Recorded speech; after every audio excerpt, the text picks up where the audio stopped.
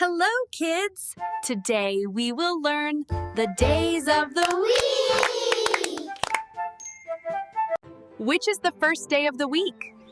Monday. Yes, Monday is the first day of the week. Monday is spelled as... Which day comes after Monday?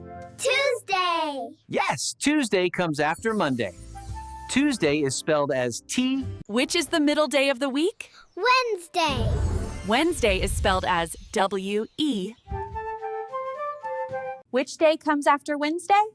Thursday. Yes, Thursday comes after Wednesday. Thursday is spelled as T. Which day comes after Thursday? Friday. Yes, Friday comes after Thursday. Friday is spelled as F-R-I-D-A-Y.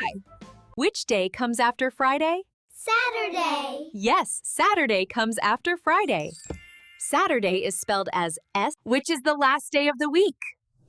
Sunday. Yes, Sunday is the last day of the week. It's Fun Day. Great job, kids! Now you know all the days of the week. See you in the next class. Bye-bye.